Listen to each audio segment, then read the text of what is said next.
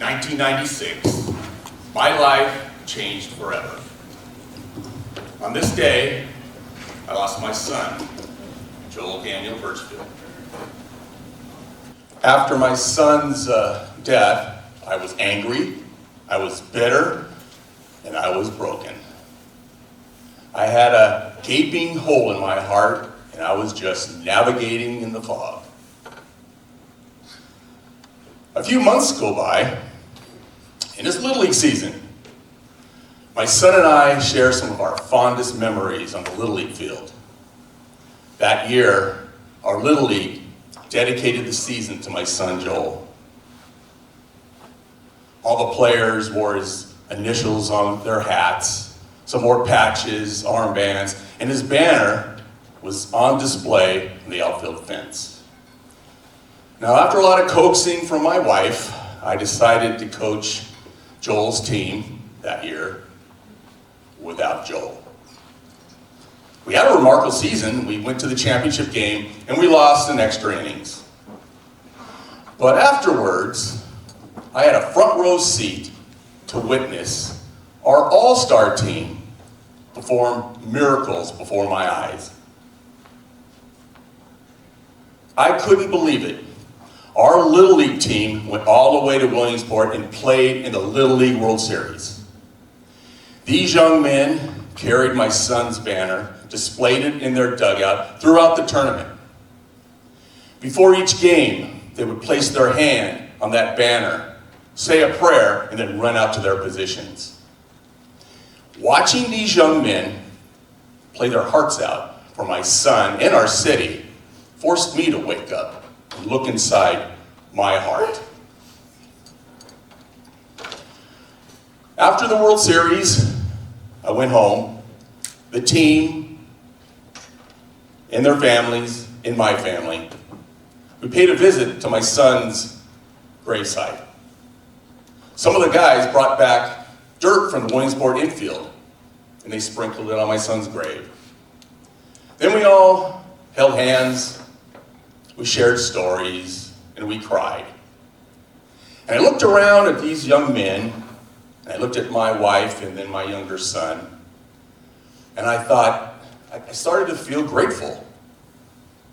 And then I looked up to the sky, and I could have sworn I heard my son, Joel, say, "Dad, now it's time for you to do more with your life."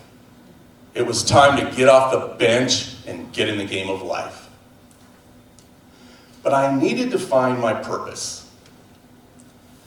Well, returning home from the Little League World Series, my family worked hard to get a bridge built over the Arroyo. You see, the Arroyo were the waters that took my son's life. He was walking home from school and he drowned trying to cross that Arroyo, which runs through the center of our town. I didn't want this to happen to anybody else's child, so I made it my mission in life to get this bridge built. So I would attend every city council meeting and speak, along with other community members. And it was a sight to see. Our community coming together, fighting for that bridge, not giving up, running hundreds of letters to get this thing done. Well, not letting up and becoming a beacon of life for our youth, it happened. And that bridge was finally built. And now it stands proud for all the children who will walk that way. Now, all these events were happening before my eyes for a reason. I knew they were pointing me in another direction. I had to change course in my life. I was starting to feel again. It was like putting a Band-Aid on my heart. But I needed to find my greater purpose. And then it appeared. It was at a candle lighting ceremony at a year's celebration of my son's death. I was the first to light the candle. I walked down the aisle of the church, I walked outside, I walked around the corner, and I was just standing there thinking. And then I turned around to witness 30 young lives seeking guidance from me with lit candles. And I knew right then and there, I had to make an impact on their lives. It was a vision for me. So I was going to go back to school and become a teacher and a baseball coach. So for the next 2 years, I would enroll in teacher credential courses at the local university. At the ripe old age of 42, I've been out of school for like 18 years. I worked hard, I persevered, and I got the job done. Except for one last test. It was a subject matter essay test for social studies. First time I took this test, I missed it by 5 points. The second time I took this test, I missed it by 7 points. I was now starting to doubt myself and my journey. Well, on the third attempt to take the test, I visited my son's grave before I went and took the test. We had a heart-to-heart talk. I drove, took the test. Afterwards, I felt pretty good. Of course, I felt pretty good the first 2 times I took the test. Well, usually 3 weeks go by and you get the letter of whether you pass or not in the mail. Well, 3 weeks go by and nothing's in the mailbox. So every day I would go out to find out for the letter. The mailman and I were becoming pretty good friends on a first-name basis by now. And after about a month and a couple days, I got the letter. Grabbed that letter, got in my car, I drove to Joel's Bridge. Got out of the car, I walked to the bridge, and I was just standing there staring at this letter. I slowly opened it up, and I just focused in on "you passed." Holding back my tears, I noticed a young boy riding a bike over Joel's Bridge, and I knew right then and there, this was going to be my destiny. I got my first teaching job at a middle school, and the first couple of months went a little rocky. But things smoothed out as times went on. I would later transfer over to the high school. I have taught for 22 years. I taught because I wanted to make a difference in students' lives. Looking back on my teaching career, the students being involved with my students' lives and my baseball players' lives helped me heal. And I look at it as another Band-Aid was put on my heart, and that fog was beginning to clear. In 1999, we started the Joel Burchfield Memorial Fund. I was determined to give my son's life more meaning than the 4,318 days he was on this earth. I wanted to make a difference in our students' futures. We would give out scholarships to graduating seniors at the high school. However, in 2014, we were running out of money, and I thought it was going to come to an end. Well, after much thought, I came up with an idea. I like to walk. I was going to walk 105 miles down the California coast. All right, I know what you're thinking. How can this old man walk 105 miles? That's okay. It was tough, believe me. But with my son's inspiration, he helped me grind out each and every step.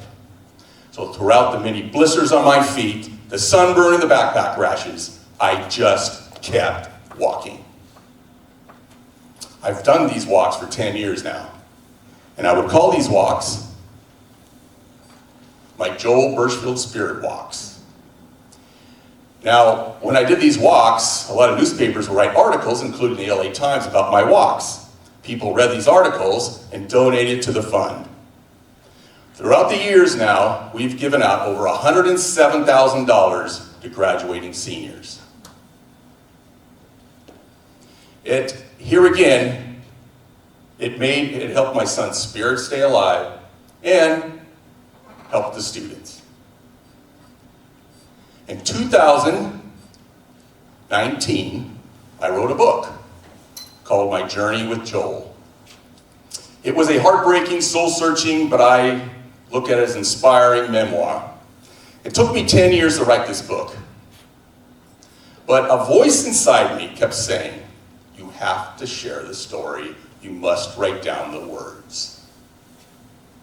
Now, writing this book, I wanted to give my son's life more purpose and meaning. But in doing so, I gave my own life purpose and meaning.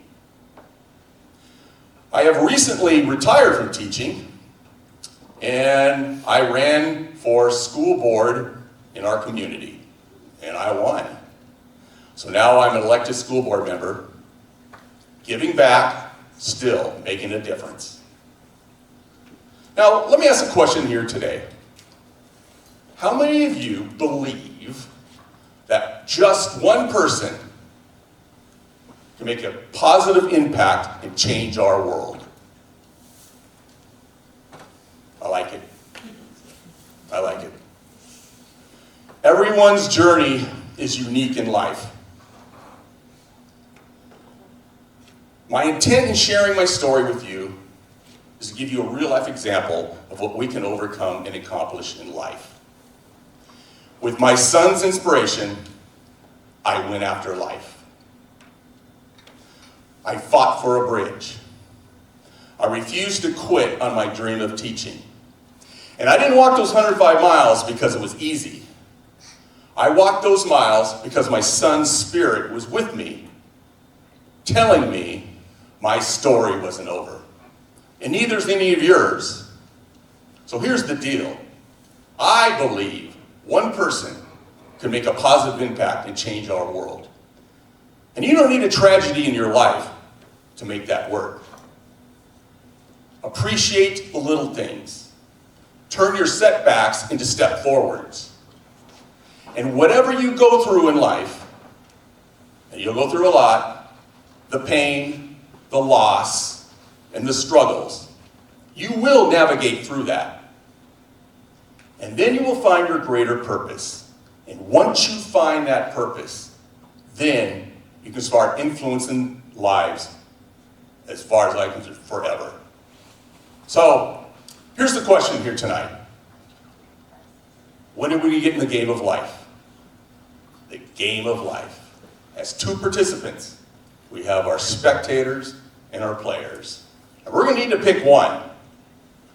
All right, ladies and gentlemen, you're going to have to pick one. Let's go. Game on. Thank you.